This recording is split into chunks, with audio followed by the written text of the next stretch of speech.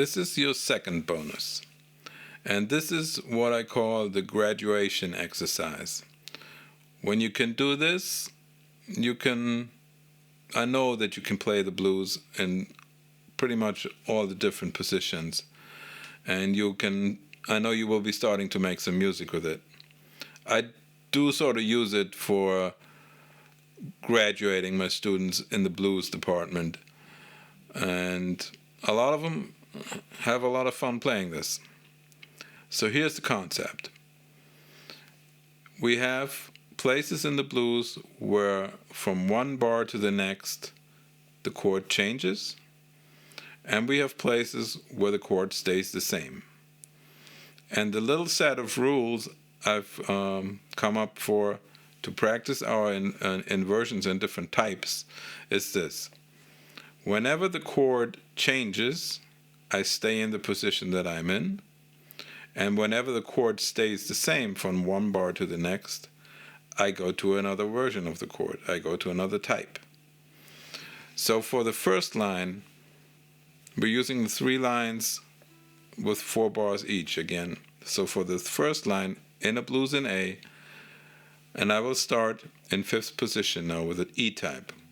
For the first line I have an E type, A7, and then it changes to a D7, so I stay in the position. And then it changes again in the 3rd bar, so I stay in the position. But now, from the 3rd bar to the 4th bar, it stays on A7, and I go to a different A7.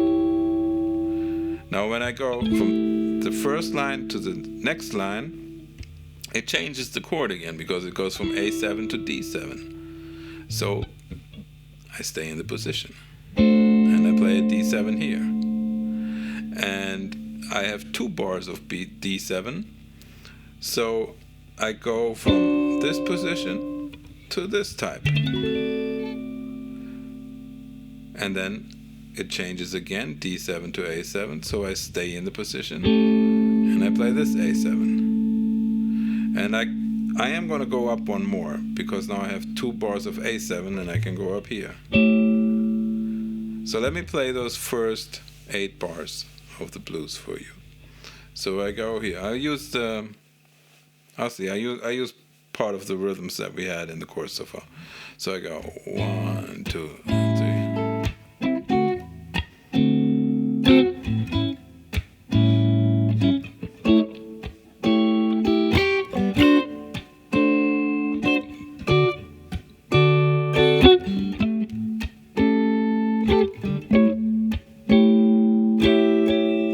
Here in 12th position, and I'm going from bar 8 to bar 9, so my chord changes again. I'm going from A7 to E7. So I go, I have to stay in the position, and it changes again from E7 to D7.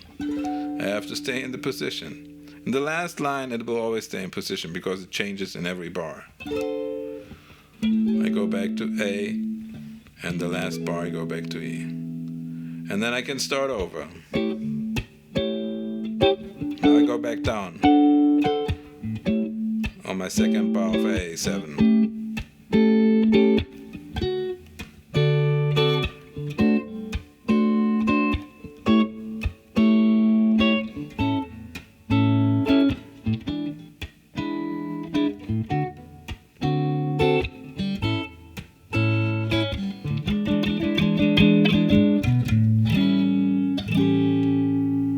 And this will give you just a minimal set of rules, but it will really force you to know your different types and how they connect to each other.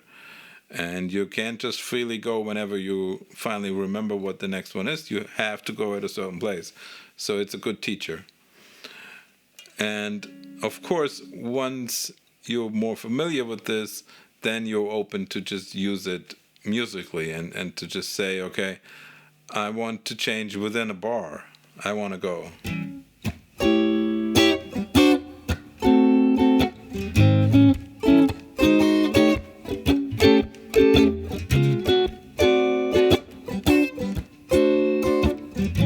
Okay, and then there's a danger of you maybe changing too much.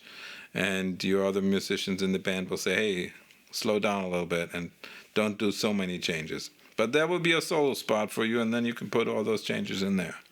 Or if you're playing by yourself, of course, you can always do all kinds of changes, because it's just you that has to be pleased with the outcome.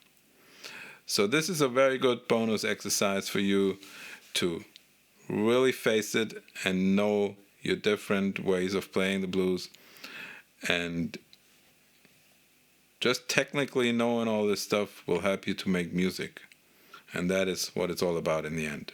Thank you.